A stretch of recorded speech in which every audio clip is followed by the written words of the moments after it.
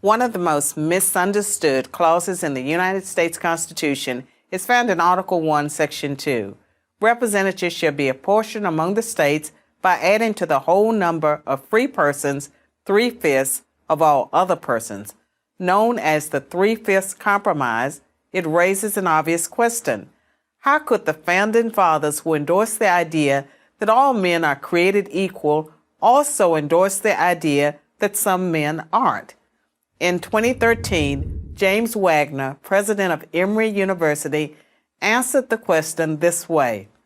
The 3/5 Compromise was an example of difficult but necessary political bargaining.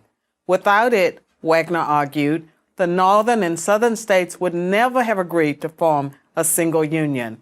No 3/5 Compromise, no United States of America. Many people, including 31 members of his own faculty, vehemently disagreed. Wagner, the faculty member suggested, was excusing the inexcusable.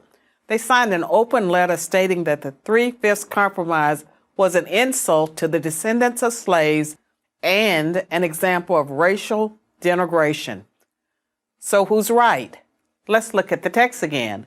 Representatives shall be apportioned among the states by adding to the whole number of free persons 3/5 of all other persons. Note that the Constitution does not say that a slave is not a person. It explicitly says that they are persons. And it also does not say that a slave is 3/5 of a person, as many today mistakenly believe.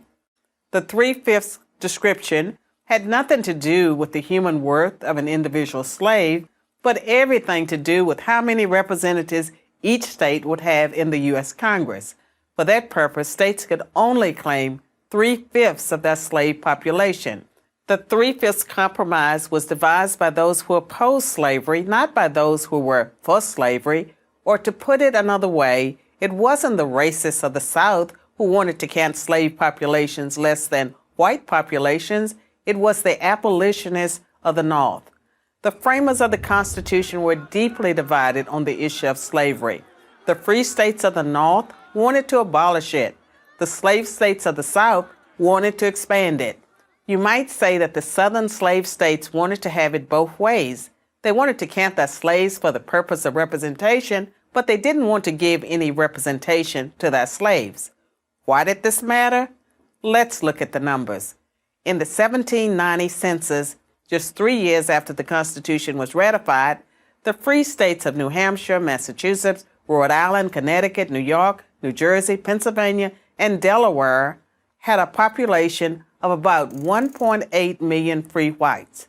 The slave states of Maryland, Virginia, North Carolina, South Carolina, and Georgia had about 1.1 million free whites and 633,000 slaves. Add those two numbers and you get nearly equal populations between the North and the South.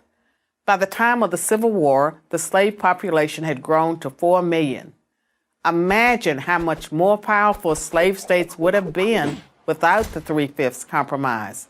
If 100% of the slave population had been counted, slavery may very well have lasted into the 20th century. Why, you might ask, didn't the North simply insist that the South not count slaves at all? Because the slave states would never have agreed to join the Union.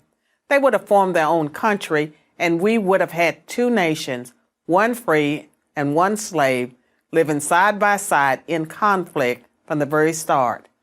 The 3/5 Compromise was the solution to the most difficult challenge the framers faced: how to create a single country out of people so divided on a fundamental issue. As discordant as the Compromise sounds to modern ears, without it, there would have been no United States.